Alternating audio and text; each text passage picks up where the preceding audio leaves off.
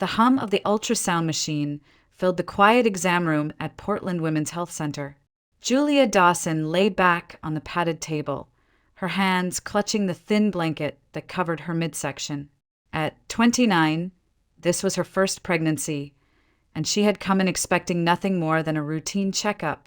The sterile smell of disinfectant, the soft shuffle of papers, the distant voices from the hallway, all of it blurred together as Dr. Evelyn Grant, her OB-GYN, adjusted the wand across Julia's stomach.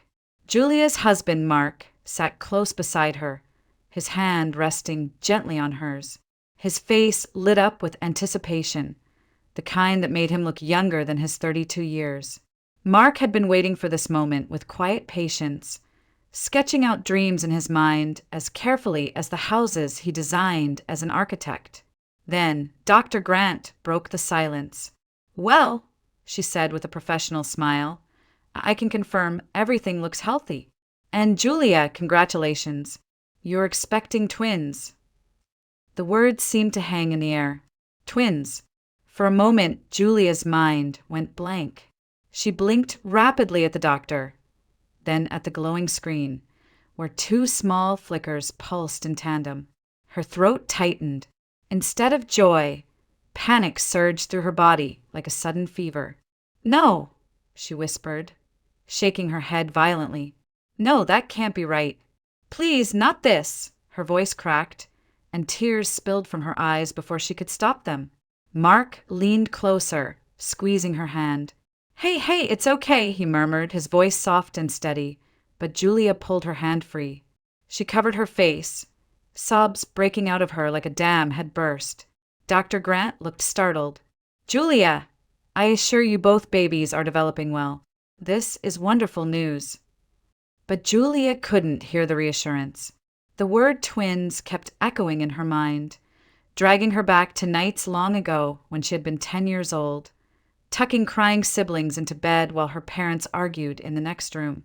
She saw herself carrying laundry that wasn't hers, cooking meals with hands too small to reach the stove comfortably, running between diapers and homework while her mother sat idly and her father disappeared with another bottle. She had been the second mother in a household that had 8 children and too little hope to share among them. She had promised herself, fiercely and without compromise, that her own adulthood would be different. One child, that was all. One life to nurture fully, without drowning in exhaustion, without the crushing weight of endless responsibility. And now this. Julia's sobs grew louder, raw and inconsolable. Mark brushed her shoulder with tentative fingers. He tried to smile at Dr. Grant, tried to smooth over the outburst with a murmured, "She's just overwhelmed. We didn't expect this." But inside he was reeling too, not from fear, but from wonder. He had dreamed of a family bigger than just one child, though he had kept those hopes quiet after hearing Julia's firm declaration years ago. To him, twins felt like a gift, an unexpected blessing. Still, watching his wife crumple beneath the weight of her own memories, he swallowed the joy that threatened to escape. She came first, always. "Julia, sweetheart," he said gently, "we'll be okay. You're not a little girl anymore. You're not alone. It's me and you this time." She shook her head against the tears. "You don't understand. I can't, 2 babies, I can't do it." Mark kissed her forehead. "You won't be doing it alone. We'll figure it out together." The appointment wrapped up awkwardly, Julia clinging to tissues, her cheeks blotched red, while Dr. Grant printed ultrasound images with the kind of cheerful tone that felt almost cruel to Julia's ears. Mark tucked the photos into his jacket pocket before she could push them away. The drive home was quiet. Rain traced the car windows, blurring the gray streets of Portland. Julia leaned against the seat, silent, her thoughts locked inside. Mark kept one hand on the wheel and one on her knee, offering steady warmth. He didn't press her to talk. He knew enough about Julia's past to understand why the news had struck her like a blow, though perhaps not the full depth of her scars. It hadn't always been this way between them. Their story had begun years earlier, in the most ordinary yet fateful of places, a marketing office in downtown Portland. Julia had been a junior coordinator, drafting advertising copy late into the night. Mark, already working as a rising architect, had been brought in on a joint project to design promotional material for a housing development. They met over stacks of plans and brochures, both frustrated and tired, and somehow laughter had slipped in where annoyance had been. That laughter grew into coffee breaks, then late dinners, then long walks along the eastern promenade overlooking Casco Bay. Julia had been guarded, hesitant to trust, but Mark's patience wore down the walls brick by brick. 2 years later, they married in a modest ceremony by the ocean, surrounded by a handful of family and friends. With their savings, they bought a small plot of land on the outskirts of Portland. Mark poured himself into designing a home just for them, sketching every corner with Julia in mind. He built wide windows to let in the coastal light, a backyard large enough for future children, and a cozy kitchen where he pictured Julia baking. For him, the house was more than wood and nails. It was a promise of stability, the foundation for the family he hoped they would create. Now, as they pulled into the gravel driveway, Julia sat frozen, staring at the house that was supposed to be her safe place. Inside, it smelled faintly of cedar and the sea breeze that slipped through the cracks. Mark helped her out of the car, holding her hand even when she tried to pull away.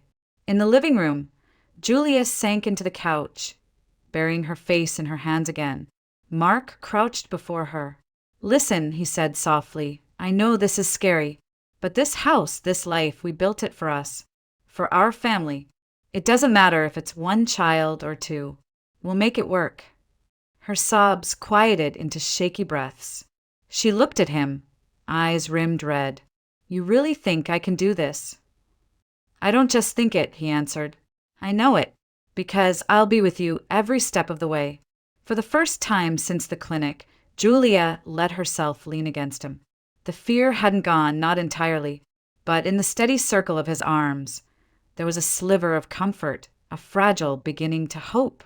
Julia sat in the quiet of her living room that evening, the faint creak of the old house mingling with the whisper of rain outside. Mark had gone upstairs to sketch in his office, leaving her alone on the couch. The ultrasound images lay on the coffee table, two tiny silhouettes she couldn't bear to look at. As her fingers brushed against the glossy paper, her mind slipped back decades, carrying her not to Portland, but to the heart of Pennsylvania, where her story had begun. Her childhood had never been the kind of memory people spoke of fondly. She had grown up in a cramped house that smelled of damp wood and cigarette smoke, with peeling paint on the porch and a roof that leaked each spring. Her father, once a promising factory worker, had surrendered to alcohol long before Julia was old enough to understand what addiction meant.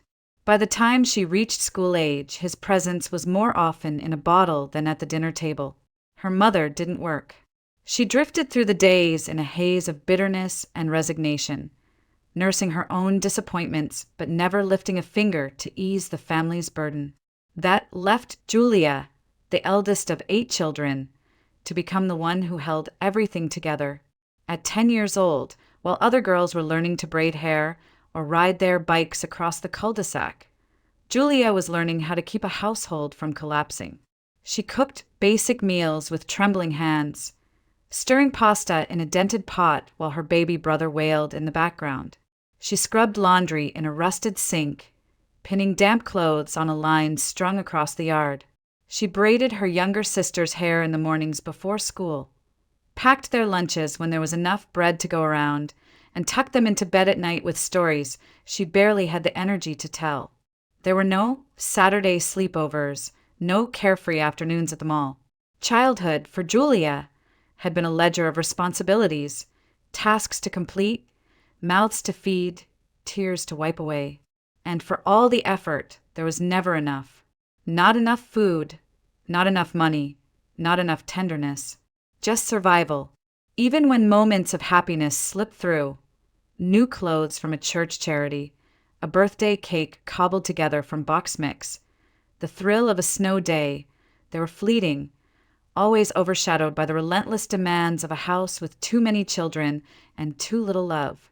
It was there, in that chaos, that Julia had made herself a vow. One child. That was all she would ever bring into this world. One life she could devote herself to fully without being stretched thin, without repeating the mistakes of her parents. She promised herself that no child of hers would ever feel invisible, would ever be asked to carry burdens meant for adults. She carried that promise like a shield into adulthood.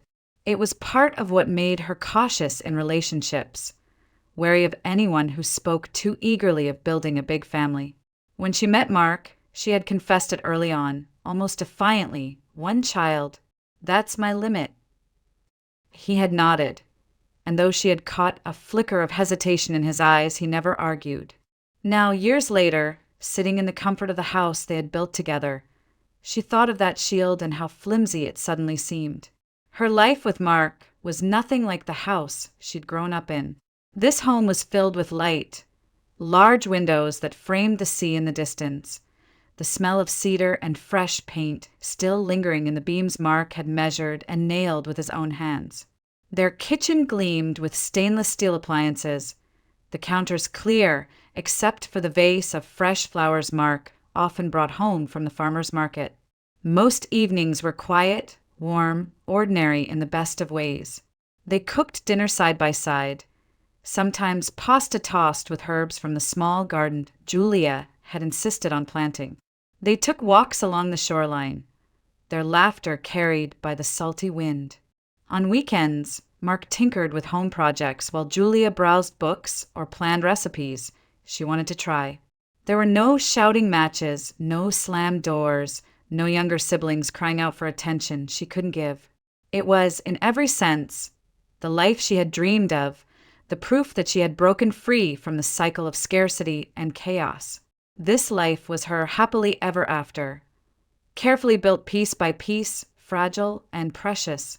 And yet, with the doctor's words still ringing in her ears, Julia felt that fragile life tilting. 2 children. The number alone threatened to unravel everything she had worked to protect.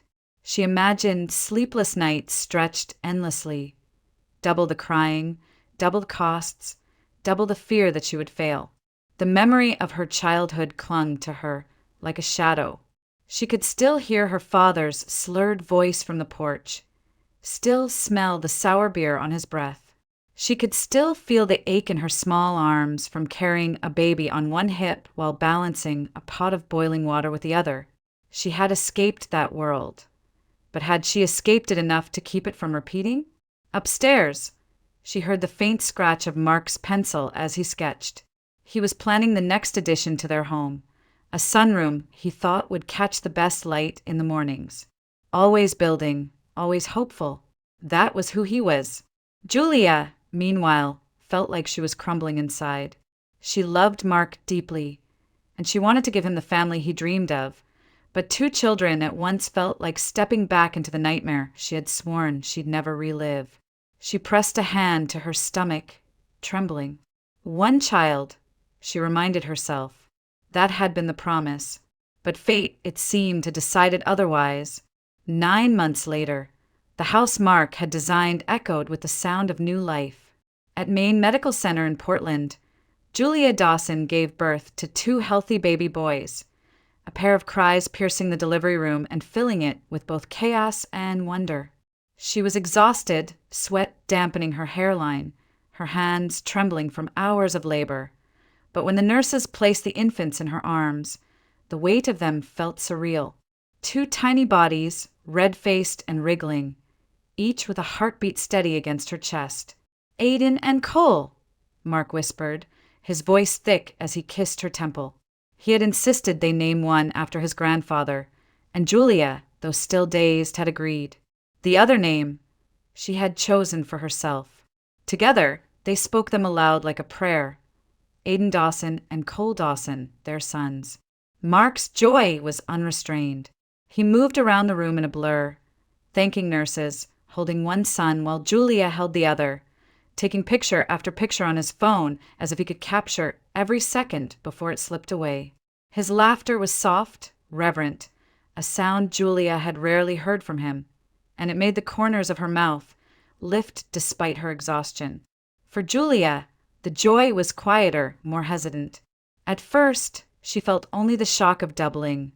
2 mouths to feed, 2 bodies to cradle, twice the work she had braced herself for.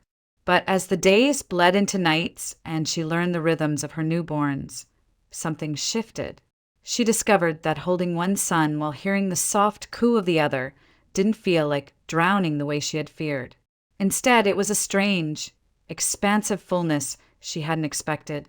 Love didn't divide between 2 children, it multiplied. The weeks after bringing the boys home were a blur of feedings, diaper changes, and stolen naps. The Dawson house, once quiet, now pulsed with life. Julia learned to distinguish their cries. Aiden's sharper, Cole's more guttural.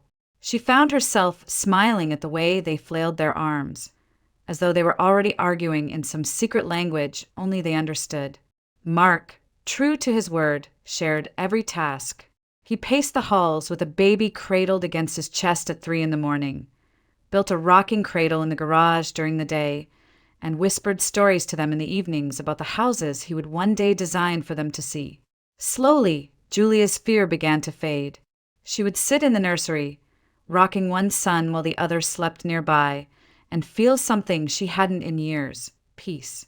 Her vow of only one child seemed less like a rule carved in stone and more like a shield she no longer needed. Outside their home, the Portland suburb where they lived revealed itself as a mosaic of lives. Their street wound gently through a neighborhood of tidy houses, some freshly painted, others weathered by salt air from the nearby coast. Families varied: older couples tending rose bushes, young professionals rushing off to work, parents pushing strollers in the evenings.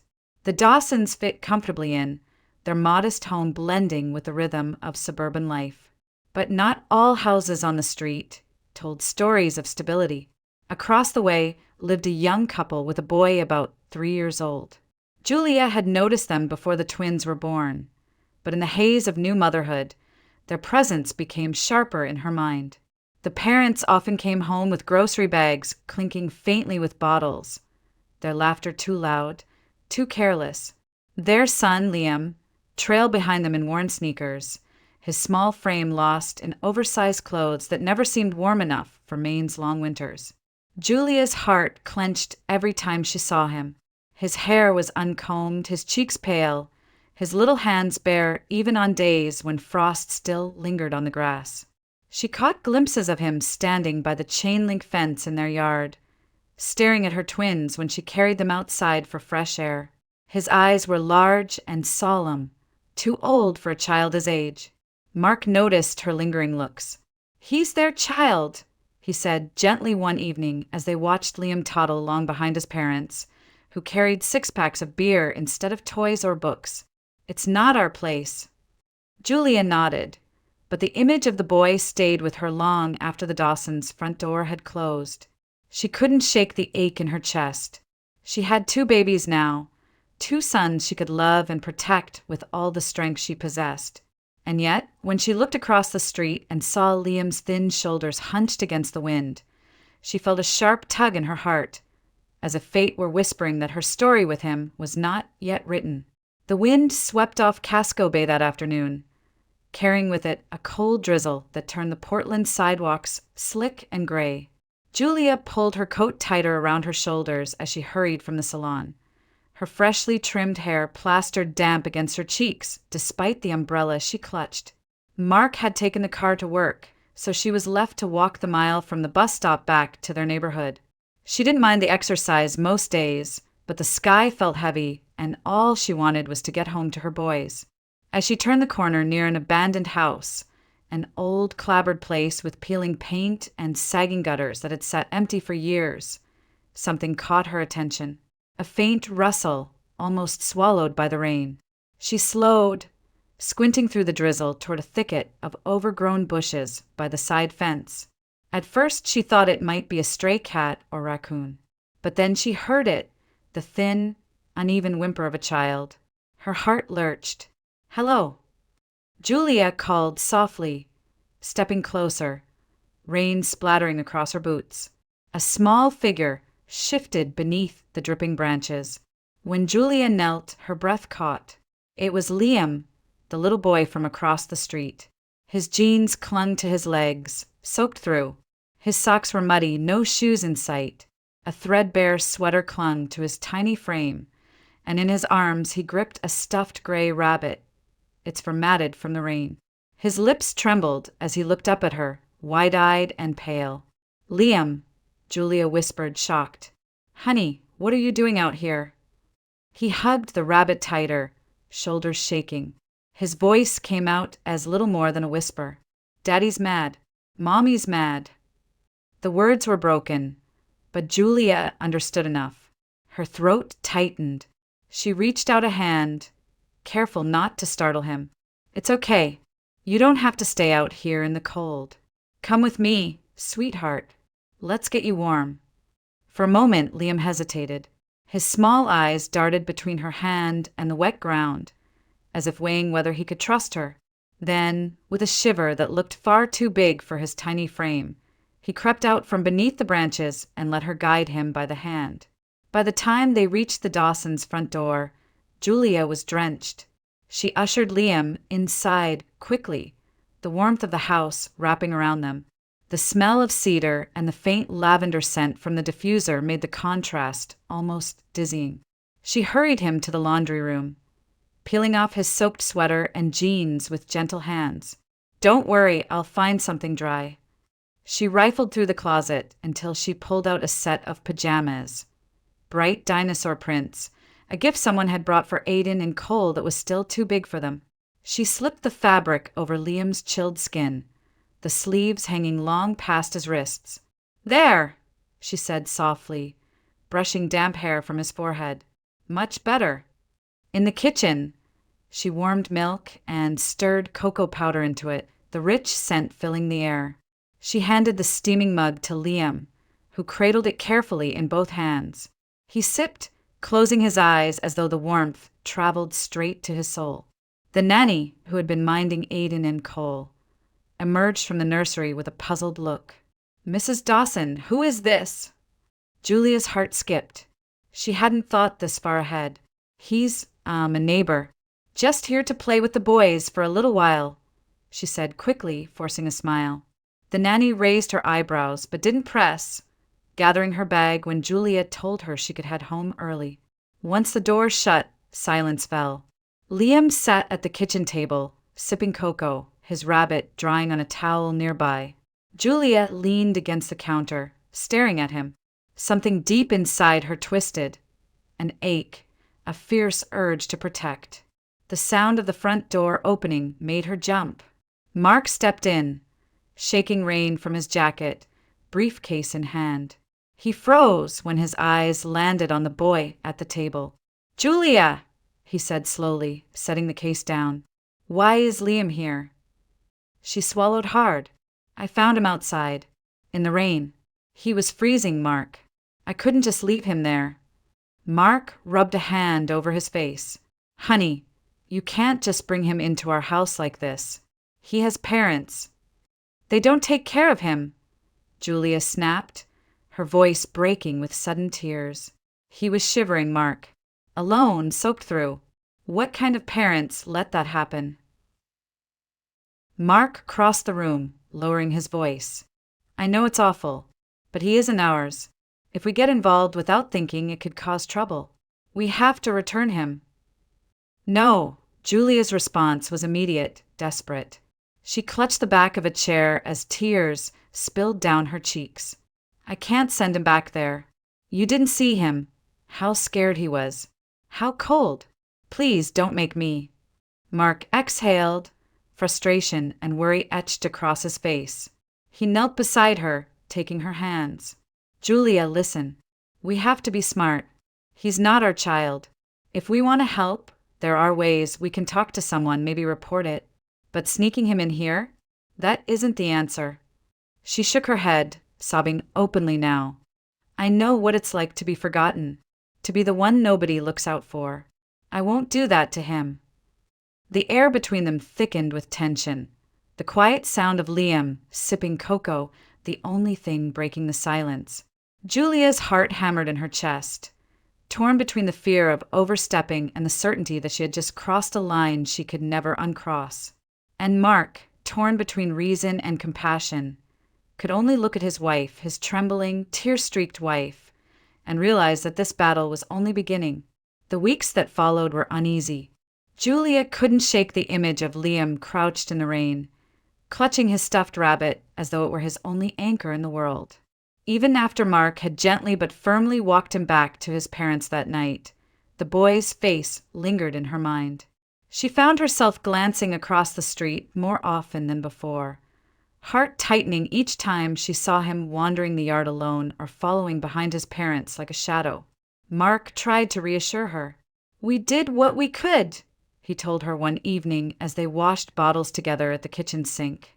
"If there's real neglect, the system will step in." But Julia's chest ached at the thought. She knew what the system often meant: strangers, uncertainty, children shuffled from one place to another. Then came the night everything changed. It was a Saturday, early spring, the air still sharp with lingering cold. Julia had just tucked Aiden and Cole into their cribs when her phone buzzed with a message from the neighbor 2 houses down. "Did you hear?" The text read, "There's been an accident." Her stomach sank. She typed back quickly what happened. The reply came within minutes. The couple across the street. "Car crash." Neither of them made it. Julia stood frozen in the nursery doorway, the glow from the baby monitor painting her in pale light. The sound of her son's breathing softly should have been comforting, but all she could hear was the echo of those words. Neither of them made it. By the next morning, the neighborhood was alive with whispers. News traveled fast in suburban Portland. Liam's parents had been driving home late, both of them drunk, when their car swerved off the road and struck a tree. The details blurred with each retelling, but the ending was always the same. They were gone, leaving behind a little boy with no one to claim him. Julia's heart pounded as she stood at the kitchen window, staring at the darkened house across the street. She could almost see Liam's small silhouette against the glass, though she knew it was only her mind painting him there. At the grocery store that week, she overheard more pieces of the story. One of the clerks leaned across the counter, lowering her voice. The relatives came in. "They don't want to deal with the boy. Just asked about what'll happen to the house." Another shopper chimed in, shaking her head. "He'll probably end up in foster care. That's what they said." Julia's hands trembled as she placed milk on the conveyor belt. Foster care. The words felt like ice in her veins. She imagined Liam's wide eyes staring up at strangers, being handed from one temporary home to another, clutching his rabbit as his only constant. She pictured him forgotten in the shuffle, lost the way she had once felt lost in her own childhood home, invisible among too many siblings. That night, she sat on the living room floor with Aiden and Cole crawling around her.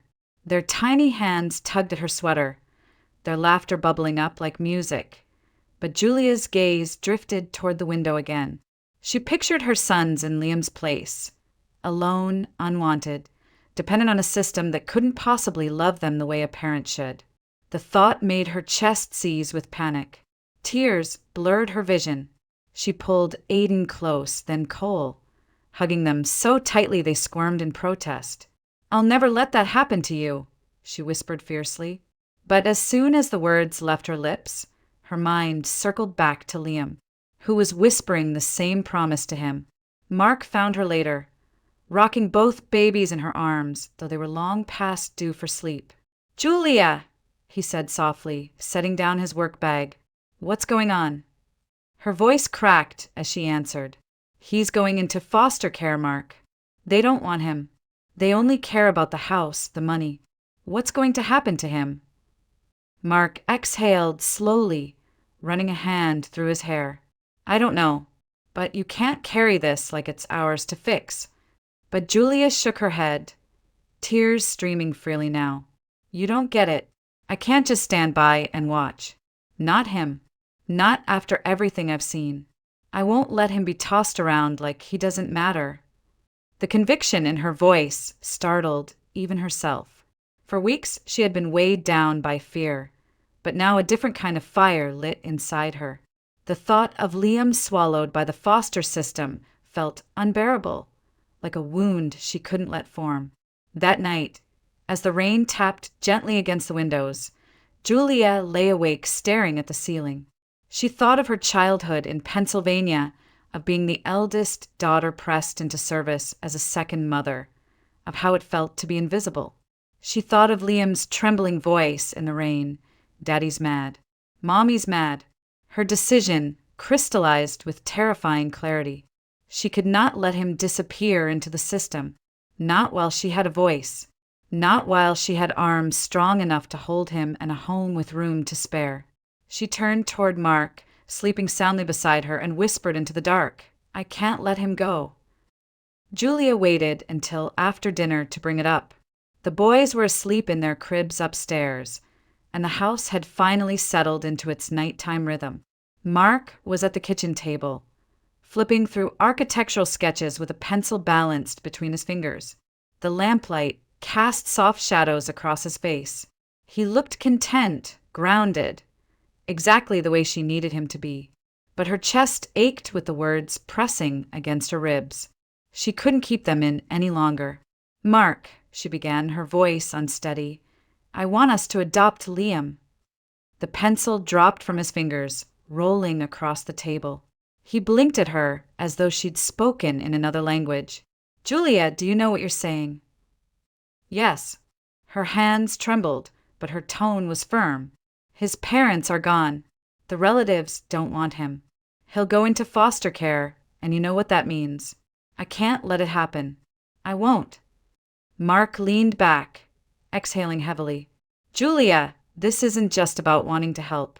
Adoption isn't simple. There are responsibilities, expenses, lawyers, home studies, court hearings. It's months of paperwork, background checks, financial reviews. It's not just opening our door and saying he can stay." "I know," Julia shot back, tears pricking her eyes. "I've looked into it. I've read everything I can. And I don't care how hard it is. He needs us." Mark rubbed his forehead, his voice tight. "And what about Aiden and Cole? They're still babies. We barely sleep as it is. Adding another child, it's not fair to them. Or to us." Her voice broke as she leaned forward. "It isn't fair to Liam either. He didn't ask for this. He's 3 years old, Mark. If we don't step in, he's going to be bounced around from one stranger to another, growing up thinking no one wanted him. I know what that feels like." Mark's expression softened, but the conflict in his eyes was clear. He thought of their late-night walks with Liam tagging along awkwardly, of the boy's tentative smile when Julia gave him cocoa, of the way he lingered near their fence as if he wanted to belong. Against his better judgment, Mark realized he already felt protective of him too. He let out a long breath. "I don't want him to suffer either. But this is big, Julia. It changes everything." "Everything is already changing," she whispered, "and maybe that's okay." They sat in silence, the ticking of the kitchen clock filling the space between them. Finally, Mark reached across the table, covering her hand with his. "If we do this, we do it right. No shortcuts. We go through the court, CPS, the entire process." "Agreed." Julia's relief came in a rush, tears sliding down her cheeks as she nodded. "Agreed." The following weeks were a blur of phone calls and appointments. They met with a caseworker from the Maine Department of Health and Human Services, who explained the foster system and what it would take to pursue adoption. They filled out forms, submitted to background checks, and opened their home to inspection. Julia scrubbed every corner of the house until it gleamed, anxious for every visit. Mark rearranged his schedule, balancing deadlines at work with court dates and agency meetings. At one point, they met with Liam's extended relatives, an aunt and uncle who had driven up from Massachusetts. The conversation was brief and painfully matter-of-fact. "We can't take him," the aunt said flatly, her eyes darting anywhere but Julia's. "We don't have the time, the space, or the money. Honestly, it's better if he goes to a family who actually wants him." Julia's heart twisted at the words, but Mark squeezed her hand under the table. He could see the fire in her eyes and knew she would never back down. Months passed. Paperwork shuffled, hearings scheduled and postponed, until at last they stood before a judge in a small courtroom in Portland. Julia held Liam's tiny hand in hers, her heart hammering. The judge looked over the documents, then up at them with a measured expression. "Mr. and Mrs. Dawson," he said, "are you prepared to assume full responsibility for this child, financially, emotionally, and legally, as though he were born to you?" Julia's throat tightened. "Yes," she whispered. Mark nodded firmly. "Yes, we are." The judge's gavel came down with a sharp crack. "Then, by the authority of the state of Maine, the petition for adoption is granted." Julia felt her knees go weak, tears welling as she bent to hug Liam. He looked at her uncertainly, then at Mark, before leaning into Julia's embrace. That evening, the Dawsons returned home as a family of 5. The air in the house felt different, brighter, fuller, as though the walls themselves understood something had changed. Julia and Mark led Liam down the hallway to a small bedroom they had painted pale blue, with a quilt folded neatly on the bed and shelves stocked with toys and books. "This is your room now," Julia said softly. Liam's eyes widened to small fingers brushing the quilt as though testing if it was real. Then he looked up at them, his voice shy but clear. Can I say hi to my brothers?" Julia's tears spilled over as she nodded. "Of course you can." Together, they walked into the nursery where Aiden and Cole were stirring from their naps. Liam stepped closer, peering into the cribs. "Hi," he whispered, his smile tentative but hopeful. And in that moment, as Mark slipped an arm around Julia's shoulders, it was clear. Liam wasn't just a visitor anymore. He was theirs. The house was quiet except for the low hum of the heater and the faint rustle of wind off the bay. Julia padded softly into the kitchen, her hands wrapped around a cup of chamomile tea. She paused in the doorway, watching Mark at the table. He was bent over a sheet of graph paper, pencil in hand, sketching something with that familiar intensity that meant he was already lost in a new design. She hesitated, her heart beating faster than it should. For days, she had carried a secret, one that felt too fragile to put into words. But tonight, as the moonlight spilled across the floor, she knew she couldn't hold it in any longer. "Mark," she said quietly. He looked up, smiling absently. "Hey, couldn't sleep?" "Not really." She stepped closer, placing her mug on the table. Her fingers fidgeted with the hem of her sweater. "I need to tell you something, and you have to promise not to laugh." His brows rose. "Julia, I would never laugh at you." She drew in a deep breath. "I'm pregnant." For a second, the pencil stilled in his hand. His eyes widened, searching her face for any trace of a joke. "Pregnant? But Dr. Grant said, I know." Her voice trembled, but a smile broke through her nerves. "She said the chances were almost 0, but I took the test 3 times. I went back for blood work this week. It's real, Mark.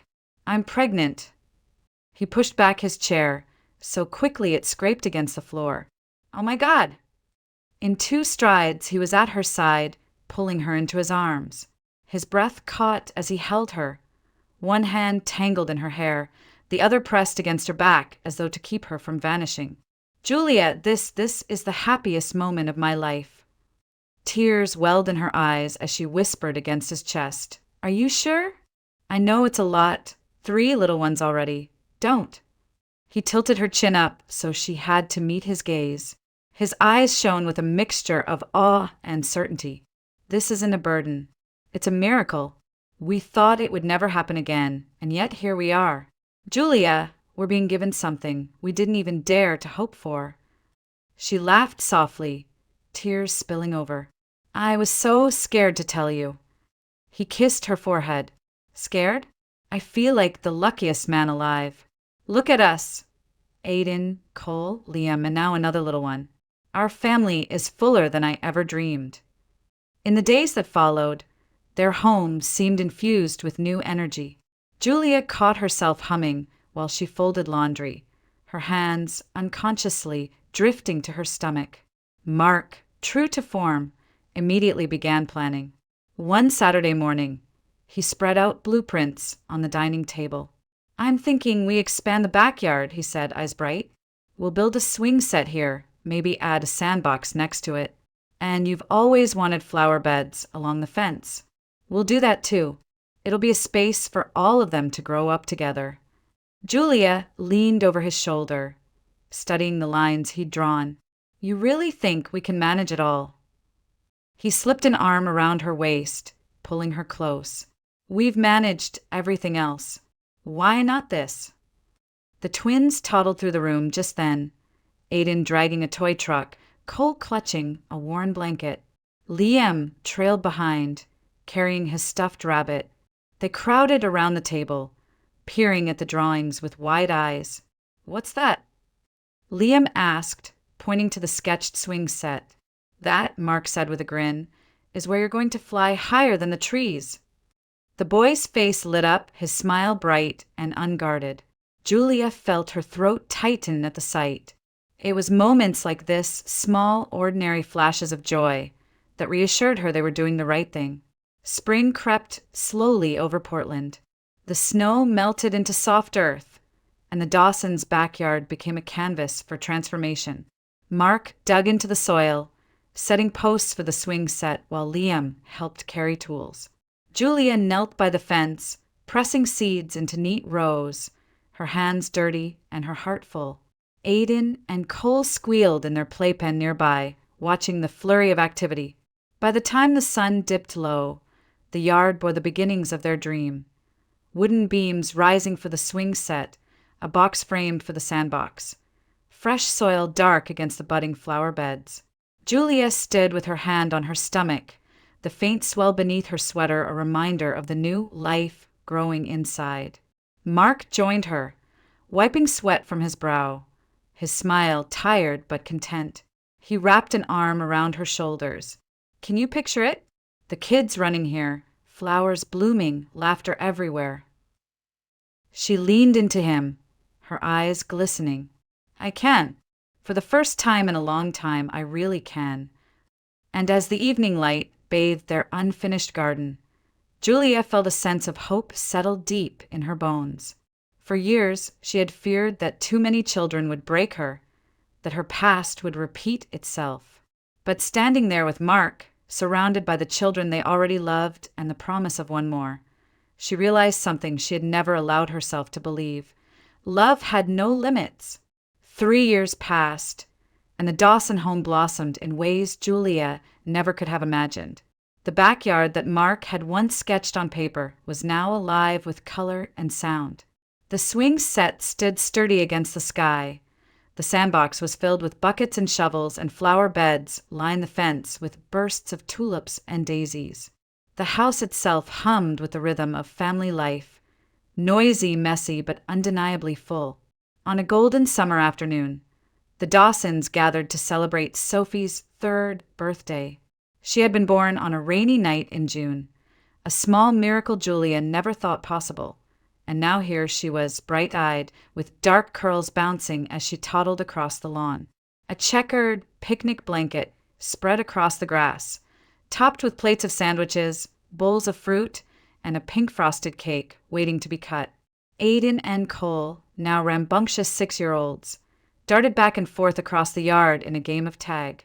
Their laughter rang out like bells, their legs carrying them faster than Julia could track. They were inseparable, mirrors of each other in spirit, if not always in looks. One would stumble, and the other would instantly reach to pull him back up. Near the picnic blanket, Liam sat with Sophie, carefully holding a small comb in his hand. At 6 years old, he had been a shy, uncertain boy, but at 9 he carried himself with quiet confidence. He leaned close to his little sister, tongue pressed in concentration as he tried to braid her short curls into something resembling pigtails. "Hold still, Sophie," he said gently, his voice patient. Sophie giggled, squirming under his hands. "It tickles." Julia watched from a few feet away, her chest swelling with emotion. The sight was so simple, yet it struck her deeply, her children together, caring for one another in ways she once feared would never be possible. Mark settled beside her on the blanket, handing her a glass of lemonade. "What are you staring at so hard?" he asked, though his smile said he already knew. She nodded toward the children. "Look at them. Aiden and Cole running wild. Liam fussing over Sophie like she's made of glass. Can you believe this is our life?" Mark followed her gaze, his expression softening. "I can, because we fought for it, and because you never gave up." Julia swallowed hard, memories tugging at her. There was a time when she had begged fate for only one child. One, because she thought that was all she could manage without losing herself. One, because the weight of her childhood still pressed heavy on her shoulders. And yet here she was, mother to four, two born of her body, one chosen by her heart, and one she had never expected but cherished with every breath. She felt tears sting her eyes as Liam looked up and caught her watching. "She's my little sister," he said proudly, as if it were the most important truth in the world. "And she's already beautiful." Julia pressed a hand over her mouth, her heart aching with tenderness. Sophie beamed at his words, reaching to hug him with sticky frosting-covered fingers. Liam laughed and let her, unfazed by the mess. Aiden and Cole barreled toward the blanket, demanding cake, their cheeks flushed and hair damp with sweat. Mark corralled them with mock sternness, promising cake only after everyone sang. Soon, voices rose together, off-key but joyous, as Sophie clapped her hands and blew out the candles with one determined puff. As Julia watched the smoke curl upward, she felt the years fold in on themselves. She remembered the sterile clinic where she had first learned she carried twins, the terror that had gripped her chest. She remembered Liam shivering in the rain, his small voice trembling with fear. She remembered the gavel striking in the courtroom, the moment he became theirs. And she remembered the disbelief in Mark's eyes when she told him she was pregnant again, the miracle of Sophie's arrival. Every moment had led here, to this picnic, this messy backyard filled with laughter and love. Mark reached for her hand, intertwining his fingers with hers. "You used to be afraid there wouldn't be enough of you to go around," he murmured. She nodded, her throat tight. "I did. And now." She squeezed his hand, her eyes fixed on the children tumbling together in the grass. "Now I know love doesn't divide. It multiplies. My heart, it's bigger than I ever thought it could be." Mark kissed her temple, his smile content. "That's all I ever wanted for you, to see that." The evening stretched golden and warm, the air filled with the scent of cake and flowers, the sound of children's laughter rising above the hum of cicadas. Julia leaned against Mark's shoulder, her gaze lingering on her family. For the first time in her life, she felt completely unburdened by the past.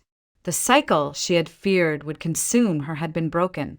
In its place stood something new, a family stitched together by both fate and choice, held steady by love. The sun filtered through the maples at the edge of the Dawsons' yard, scattering golden patches of light across the grass. It was late afternoon, the kind of summer day that seemed to stretch lazily toward evening. The family picnic had become a ritual now. Sandwiches packed in a basket, lemonade poured into mason jars, and a blanket spread wide beneath the sky. Today, though, carried a quiet significance.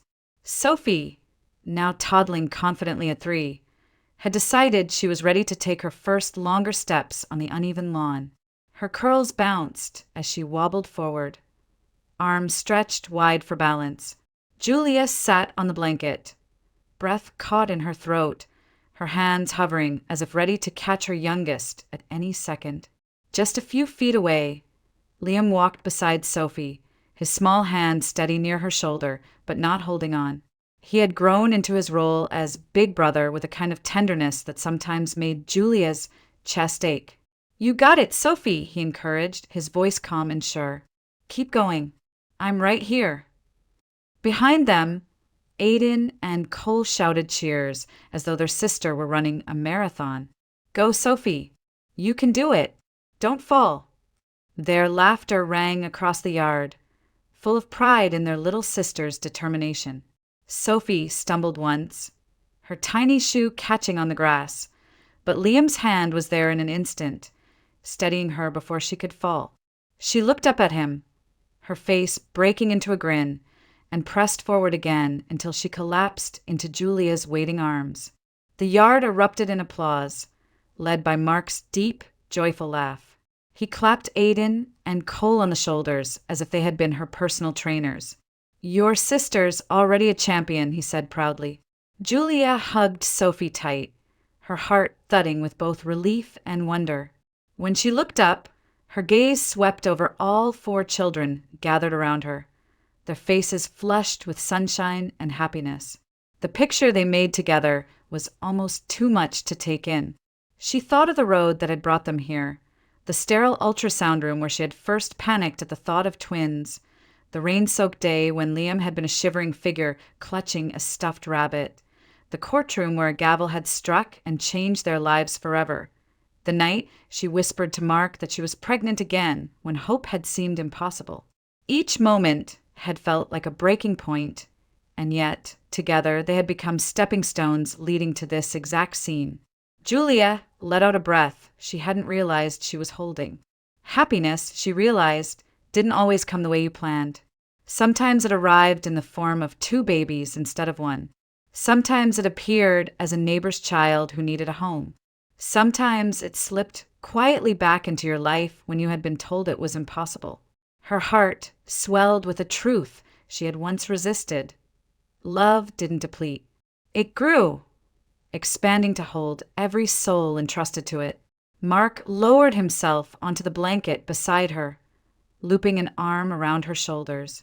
"There's something, aren't they?" he murmured, nodding toward the children, who were already chasing each other around the yard again.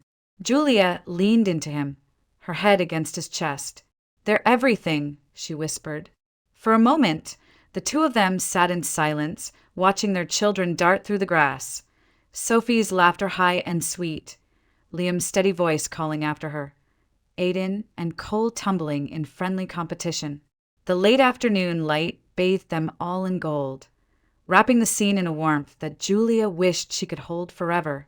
Her mind flickered back to the frightened young woman she had once been, the one who swore she would only ever raise 1 child. That woman would never have believed this moment was possible. But here she was, surrounded by the proof that fear could be reshaped into strength, that scars from childhood could be healed by the very love she had once been afraid to give. Julia kissed the top of Sophie's head, then looked at Mark with tears in her eyes. "We made it," she said softly. He smiled, his thumb brushing her cheek. "Yeah, we did. And I wouldn't change a thing." As the sun dipped lower, casting long shadows across the grass, Julia felt a peace settle over her. The Dawsons were not perfect. There would be scraped knees, sleepless nights, and challenges yet unseen, but they were whole. And that wholeness, earned through pain, choice, and love, was more beautiful than anything she had ever dreamed. The day ended with the family gathered close, their laughter rising with the evening breeze. The blanket was messy with crumbs, the children's clothes streaked with grass stains, but to Julia it was perfect. The picture of a life not planned, but chosen again and again every day. And as twilight settled over Portland, the Dawsons sat together in their backyard, a family complete, their hearts wide enough to hold it all.